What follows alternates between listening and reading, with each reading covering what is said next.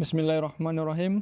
Assalamualaikum warahmatullahi wabarakatuh. Pemirsa MTA dimanapun Anda berada, senang sekali kami dapat menjumpai Anda kembali dalam season terbaru program Titik Terang. Ini adalah program yang akan membahas, mengupas, serta menelaah salah satu karya monumental dari Hazrat Khalifatul Masih keempat, Hazrat Mirza Tahir Ahmad rahmatullah alaih, yakni buku beliau Christianity, A Journey from Fact to Fiction. Di dalam bukunya, Huzur menilik doktrin ajaran Kristen yang telah melalui proses sejarah yang begitu panjang, yang lebih dari 2000 tahun, dari sudut pandang logika dan ilmiah.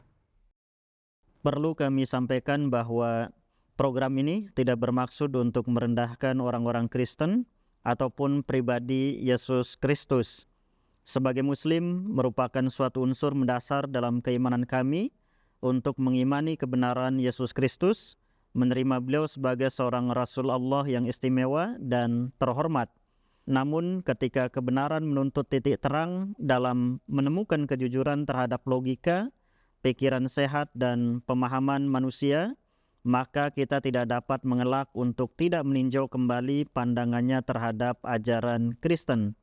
Program ini tidak bermaksud menimbulkan suatu jurang pemisah antara orang-orang Kristen dengan Kristus. Sebaliknya, program ini diharapkan menjadi titik terang bagi semua orang untuk lebih dekat kepada kenyataan diri Yesus Kristus dan menjauh dari mitos atau dongeng hayalan yang telah diciptakan di seputar beliau. Baiklah pemirsa, pada episode kali ini kita akan membahas subbab peran Paulus. Saya Arif Abdul Hai dan bersama saya seperti biasa sudah hadir narasumber kita, yakni Bapak Rakiman Ramjumaan. Beliau merupakan ahli kristologi dan juga merupakan dosen dari ilmu perbandingan agama di Jamiah Ahmadiyah Indonesia. Kita akan sapa beliau dan kita akan membahas subbab yang menarik ini. Assalamualaikum Bapak. Waalaikumsalam warahmatullahi wabarakatuh. Berjumpa kembali dalam program Titik Terang Bapak, dan seperti biasa kami akan menanyakan ya beberapa hal yang tentunya sangat terkait dengan ajaran Kristen dalam buku yang sama-sama kita telah baca dan sama-sama pemirsa mungkin juga telah baca di rumah Pak. Dan juga dalam episode kali ini kita akan terfokus pada subbab peran Paulus, menjurus sedikit kepada doktrin ajaran Kristen yang kemudian menjadi ajaran yang berbeda dengan ajaran Yesus, dan kita mengatakan bahwa inilah orang yang kemudian membuat ajaran itu berubah, mengubah ajaran Kristen awal, ajaran Yesus, kemudian membuat ajaran baru.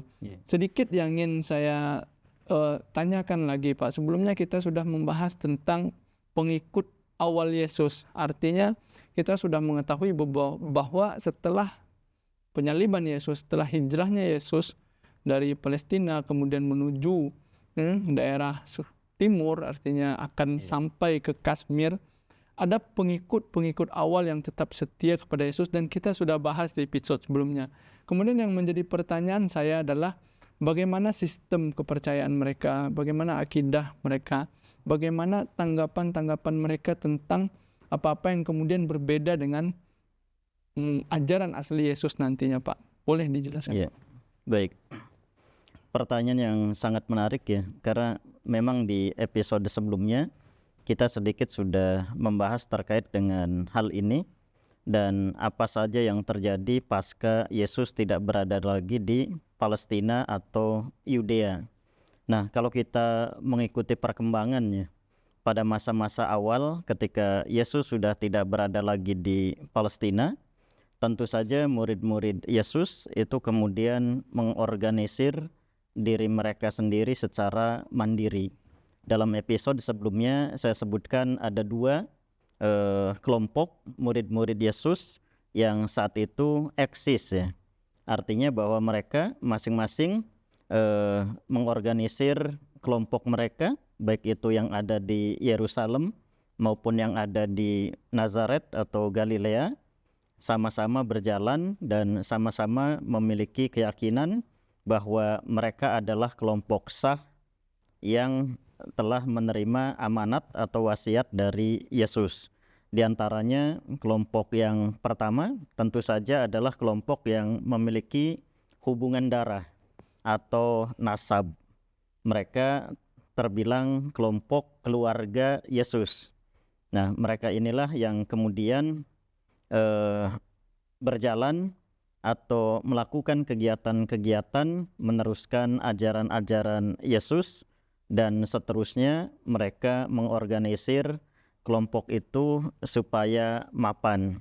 Tetapi kita juga harus tahu bahwa ada juga kelompok satu lagi yang berdasarkan wasiat atau testamen.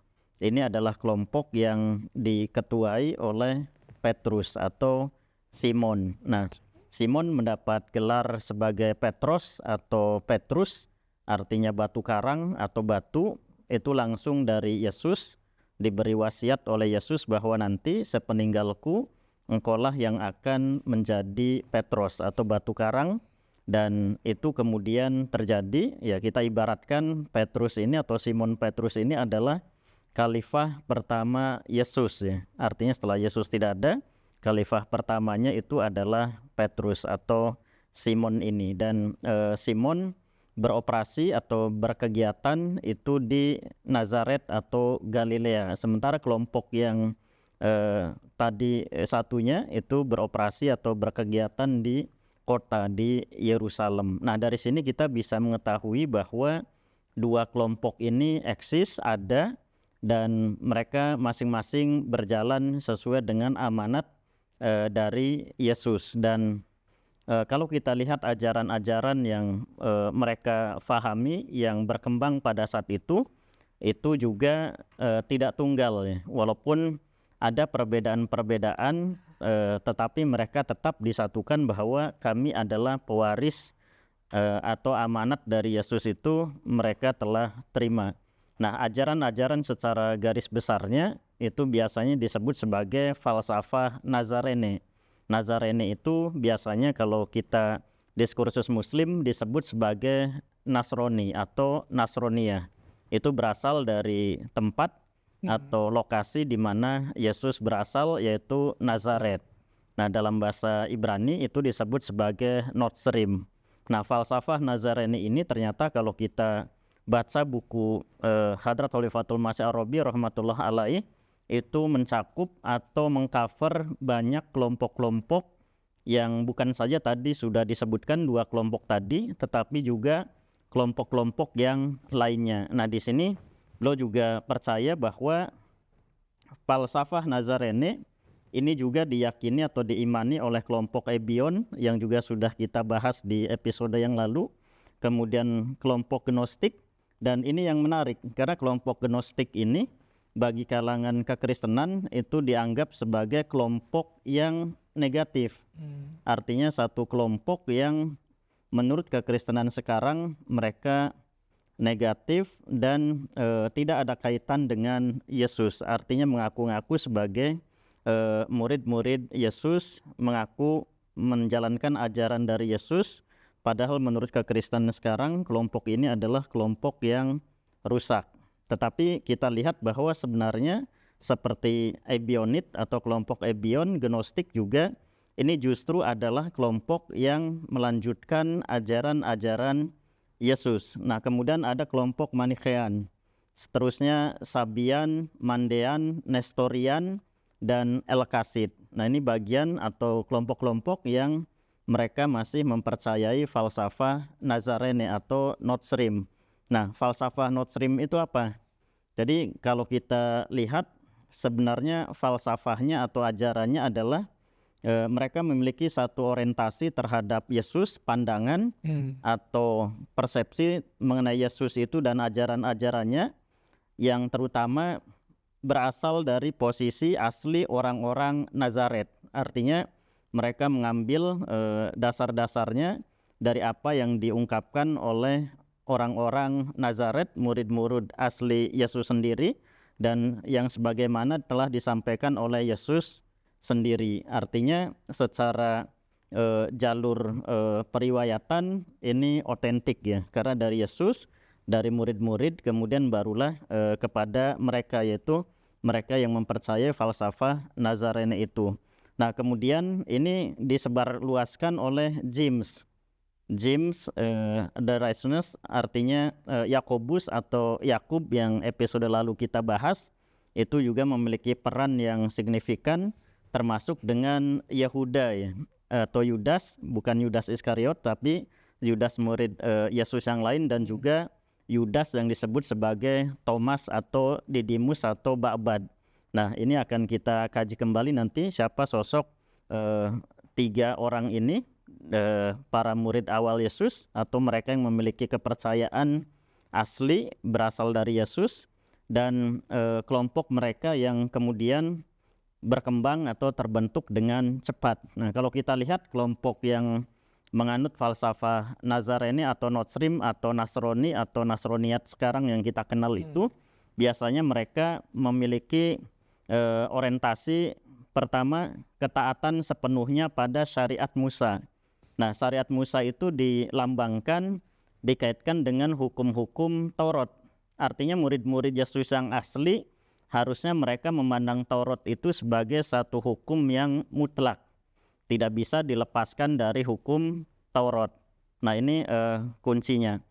Yang kedua adalah pengakuan mereka terhadap Yesus sebagai Al-Masih, sebagai Mesias, tapi bukan sebagai anak Tuhan dalam arti asli atau letterlek, tapi figuratif atau figurlek, artinya hanya kiasan.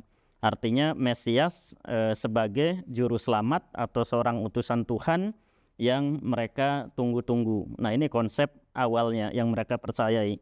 Kemudian mereka juga percaya pada kelahiran Yesus sebagai kelahiran manusia biasa. Nah, ini yang sangat jarang dibahas, bahwa kelompok Notrim atau Nazarene ini memiliki kepercayaan bahwa Yesus lahir sebagai manusia biasa, artinya bukan Tuhan, bukan anak Tuhan. Yang keempat adalah, nah ini ciri khas lain atau distingsinya, kelompok ini yang mengklaim sebagai murid-murid Yesus yang asli, itu memiliki rasa permusuhan terhadap pandangan-pandangan Paulus. Nah, dari sini kita bisa melihat bahwa kalau ada perbedaan antara kelompok ini dengan kelompok yang lainnya, artinya yang percaya pada pandangan-pandangan Paulus, artinya ada 2 kubu. Yang satu adalah berasal dari murid-murid Yesus, sedangkan yang satu lagi berasal dari Paulus. Nah, kemudian dalam sejarahnya kita juga tahu bahwa di Istanbul, Turki, itu ada koleksi manuskrip bahasa Arab ya, terkait dengan kelompok-kelompok atau eksistensi kelompok ini. Dan itu terjadi pada abad ke-5 dan ke-6. Di dokumen mereka itu tertulis sebagai An-Nasoro. Ini berasal dari tadi bahasa Ibraninya Nazarene atau Notrim atau Nazaret. Nah, dalam bahasa Arabnya itu disebut sebagai An-Nasoro, tertulis dalam bahasa Syria dan ditemukan di sebuah biara di Khuzestan. Khuzestan ini terletak di barat daya Iran, dekat perbatasan Irak. Dan di dalam manuskrip ini menggambarkan pandangan-pandangan silsilah Nazarene yang ternyata mereka telah melarikan diri dari Yerusalem sesudah kehancuran pada tahun 66 sesudah Masehi. Dan di dalam manuskrip itu juga menyebut Yesus sebagai seorang manusia serta menekankan pada syariat Musa ya, atau syariat yang dipercayai oleh orang-orang Yahudi. Dan yang berikutnya adalah bahwa mereka meyakini orang-orang yang mengikuti Paulus itu artinya adalah mereka telah meninggalkan ajaran-ajaran Yesus dan beralih pada doktrin-doktrin agama orang-orang Romawi. Nah, ini hal penting yang perlu saya sampaikan sebelum kita masuk nanti pembahasan peran Paulus dan berikutnya ya, artinya terkait dengan posisi dari Paulus itu sendiri. Artinya dalam 4 falsafah yang kemudian menjadi doktrin bagi orang-orang awal pengikut Yesus, kita sebut tadi falsafah Nazarene atau Nasrani atau Nazaret itu sendiri, artinya ajaran asli dari kekristenan itu adalah ini, bahwa Yesus adalah Al-Masih, Yesus adalah manusia biasa, kemudian menentang ajaran-ajaran Paulus. Artinya inilah ajaran awal Kristen yang sebenarnya tidak bisa kita ganggu-gugat begitu. Artinya inilah kebenaran yang sejati. Namun akan menjadi sebuah pertanyaan bagi masyarakat mungkin Pak ya, yang masyarakat Islam, mungkin juga masyarakat Kristen yang mungkin menonton episode ini mungkin akan bertanya, bagaimana kemudian hubungan Yesus dengan Paulus? Apakah di sana ya Paulus yang mengaku sebagai seorang pengikut sejati Yesus, atau Paulus hanya kemudian adalah orang yang datang dan mengaku-ngaku menjadi pengikut Yesus, bertemu dengan Yesus, artinya dia seorang yang sangat dekat dengan Yesus. Bagaimana hubungannya Pak? Mungkin bisa dijelaskan. Iya, baik, ini juga sangat menarik ya, karena kalau kita lihat posisi Paulus pada saat itu, artinya adalah ketika Yesus masih ada di Palestina, belum meninggalkan Palestina, mengembara ke kawasan timur sampai ke India. Sampai saat itu pun Paulus belum pernah berjumpa dengan Yesus. Nah, dalam catatan Perjanjian Baru misalkan dikatakan bahwa Paulus itu baru berjumpa dengan Yesus ketika posisinya ada di Damsyik atau di Damaskus, Syria. Dan itu pun pertemuannya menurut kisah itu dalam Kisah Para Rasul misalnya, di beberapa tempat atau pasal dikatakan bahwa itu hanya semacam kasyaf atau pertemuan rohani. Tetapi saya bisa memahami bahwa sebenarnya itu bisa saja terjadi pertemuan secara physically, artinya langsung antara Paulus dengan Yesus di Syria atau di Damsyik tadi, di Damaskus itu, tetapi diceritakan sebagai pertemuan kasaf, karena kalau itu terbuka atau orang-orang tahu, artinya mereka akan mengetahui bahwa sebenarnya Yesus masih hidup. Dan dalam episode sebelumnya saya pernah sampaikan bahwa 11 tahun setelah penyaliban, artinya sekitar tahun 44 Masehi, Yesus berada di Turki, masih ada di sekitar Turki selama 11 tahun pasca penyaliban. Nah, kemungkinan pada saat-saat itulah Paulus berjumpa dengan Yesus yang secara sesungguhnya, artinya face to face. Walaupun dalam kisah Perjanjian Baru atau Kisah Para Rasul itu disebut sebagai secara kasyaf ya, artinya secara pandangan gaib. Tetapi saya meyakini secara pribadi bahwa itu adalah pertemuan sejati face to face antara Paulus dengan Yesus. Tapi Perjanjian Baru tidak mungkin akan menceritakan peristiwa itu. Nah, artinya secara direct sebenarnya Paulus baru berjumpa dengan Yesus setelah 11 tahun kemudian pasca penyaliban.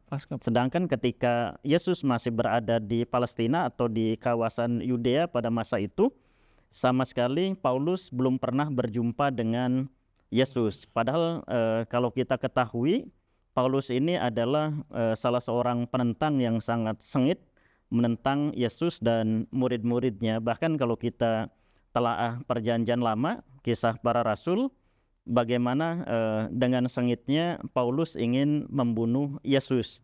Tapi pada periode di Palestina hal itu tidak terjadi. Nah, oleh karena itu kemudian Paulus mengejar Yesus kelihatannya sampai ke Damaskus atau Syria dan sampai mungkin ke Turki ya. Tetapi kemudian di episode Turki atau Syria itu, setelah berjumpa dengan Yesus face to face, Paulus merasa kemudian tertarik dengan ajaran Yesus dan kemudian beriman menjadi murid Yesus. Artinya faktanya adalah ini, ketika di Palestina sama sekali Paulus tidak pernah berjumpa dengan Yesus, tidak pernah menjadi murid Yesus, walaupun kita tahu Paulus ini adalah salah seorang murid dari Gamaliel. Gamaliel ini adalah seorang ulama Yahudi yang sangat moderat.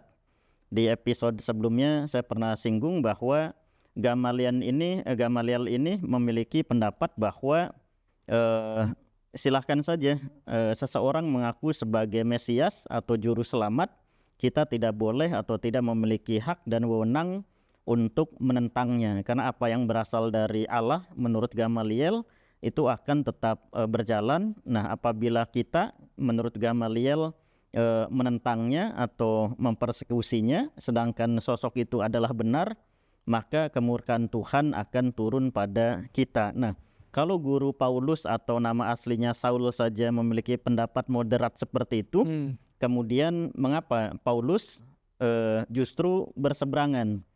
Gamaliel adalah seorang ulama yang sangat moderat, kemudian Paulus seorang yang kemudian menjadi bahkan menentang Yesus dengan sengit atau sangat antipati dan terlihat seolah-olah saat itu sangat radikal. Nah, seperti itu. Artinya memang benang merah kemudian yang harus kita tarik dari permasalahan ini, bagaimana hubungan Yesus dengan Paulus. Di awalnya Paulus adalah seorang yang menentang Yesus. Betul. Banyak sekali kisah nabi-nabi yang kita ketahui, bahkan Rasulullah SAW. Banyak juga orang-orang awalnya menentang beliau, kemudian bertemu beliau di medan perperangan ataupun di mana kemudian berbaiat kepada beliau, menjadi pengikut beliau. Dan hal yang sama kemudian terjadi kepada Paulus, bahwasanya sesuai yang dengan Bapak sampaikan tadi, bahwa beliau Paulus awalnya menentang Yesus, kemudian berbaiat. Menjadi pertanyaan atau tanda tanya besar tadi sudah dijelaskan bahwa pertemuan di Turki yang tidak dijelaskan oleh perjanjian baru sebagai pertemuan jasmani, kemudian dijelaskan sebagai pertemuan rohani, tadi sudah dijelaskan bahwa itu hanya untuk menutupi kebenaran Yesus, bahwa Yesus tidak mati, Yesus tidak diangkat ke langit, hanya itu. Sedangkan kita meyakini bahwa pertemuan itu adalah pertemuan jasmani, karena memang Yesus berada di sekitar itu 11 tahun setelah penyaliban. Akan sangat menarik ya, kita akan melihat tadi sedikit disinggung juga bagaimana hubungan para pengikut Yesus dan Paulus. Artinya pengikut awal Yesus yang tadi Bapak jelaskan bahwa di Nazaren itu di falsafah Nazaren itu dijelaskan sangat jelas bahwasanya hubungan antara pengikut awal Yesus dengan Paulus, mereka sangat menentang ajaran Paulus ya Pak ya.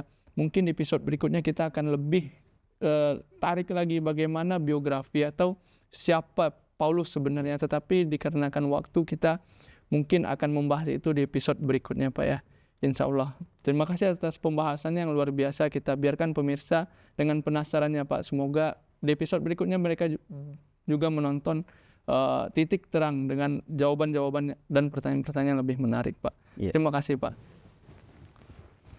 Pemirsa MTA dimanapun Anda berada, Alhamdulillah demikianlah pembahasan kita pada episode kali ini terkait subbab peran Paulus. Semoga bisa menjadi titik terang dan khazanah ilmu serta iman bagi kita semua. Amin, Allahumma amin. Insya Allah kita akan bertemu lagi di program Titik Terang episode berikutnya.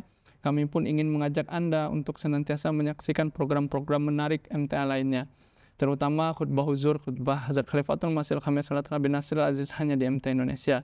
Jazakumullah atas perhatian Anda semua dan juga jazakumullah atas kebersamaan Anda. Saya Arif Abdul Hai bersama kerabat kru yang bertugas. Mohon pamit undur diri. Assalamualaikum warahmatullahi wabarakatuh.